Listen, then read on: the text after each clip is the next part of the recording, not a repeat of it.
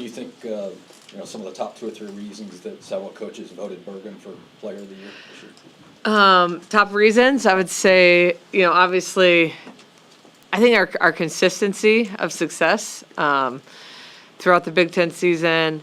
I think the offensive production of every player and the balanced offense. And then I also think just Bergen is a great all-around volleyball player, and the way she affects winning and losing is pretty instrumental. This is obviously your first postseason with this group. What, I guess, changes within your messaging or anything like that compared to the regular season? It's an interesting team because I don't feel like we have to be humbled or anything. I feel like this team is very humble, especially for the amount of success we've had. So, I don't feel like they need to be pumped up. I just think our messaging is going to be pretty consistent to what it's been the whole year. We're going to play a lot of great teams. We got to continue to trust what we've been doing. That's made us great. And I don't know. I think it's going to be the same. I think that. Learn anything different from your time the past couple of years in the postseason tournament? You're doing differently now? Nope, not really. We've really been very similar across the board. I think the stress is heightened. Your emotions are a little bit heightened, but it's still just volleyball. And what's gotten us to this point is what will continue our success. We don't want to stray away from any of that. Why'd you give them Monday off? And is that kind of common practice for you? Yeah, we've done that the last few years with my teams, and I just think this gets to be a long week where you're practicing, but you're just so excited for the first game, and it feels like you're waiting and waiting and waiting. And so I always felt like Monday is a good day where you can get things organized in your personal life, and then you can be a little more focused for the rest of the week leading up to the match. And we also haven't had any back-to-back days off this year, so I thought it would be a good week for it, and I think those always end up paying off. And we've had a pretty brutal travel season, so I think it was just a combination of all that. Dani, congratulations on Big Ten Coach of Thank the you. Year. What does it mean to you to receive that award in your first year here? Yeah, I mean, it means a ton, and there's obviously it's not really an individual award. I know it says it is, but it certainly doesn't feel like it this year. So with the staff and the job they've done, and John leaving a great team, and at a time when he knew that we could be really successful, it means a lot. But it really doesn't feel like I was the Big Ten Coach of the Year. It feels like the Big Ten staff or group of the year, whatever you want to call it.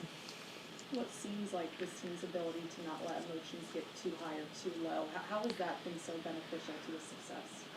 It's been huge. That goes back to leadership. And, I think Becca's grown a ton just from an outsider's perspective, watching her the last 3 years, just, keeping her emotions super even keeled. I think that the whole junior class has done a great job. And, yeah, I've been saying it too. When we hit the lows, it wasn't for very long, and the highs were what they were. We've just been very, very consistent with the play and our mentality. Do you feel the same weight of expectations the same way as a player might this time of year, I guess, just given where you guys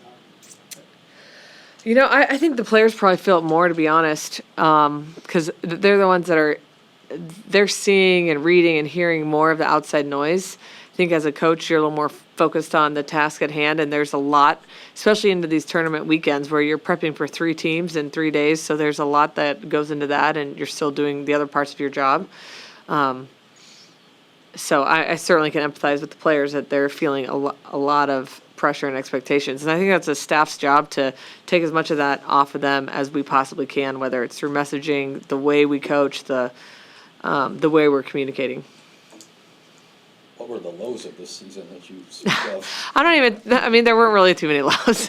Just in general, there's there's things here and there. People get tired, a little banged up, but yeah, there really weren't too many lows. But that's what I mean. We were out of them quick. A couple more. Do you feel like, obviously the mindset right now is just a championship or best mentality? Do I feel that that's the mindset?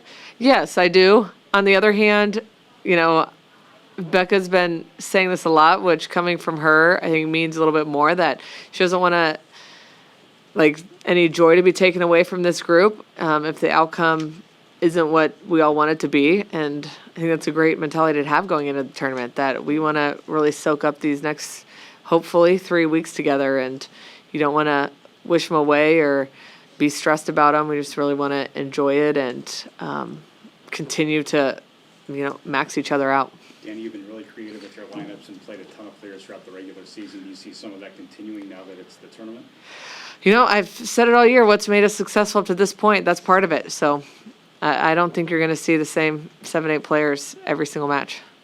How's the staff do you handle prepping for the three teams? How's it, what? How, as a staff, do you handle prepping for 3 teams at once? Do you divvy up? We divvy it up a little bit.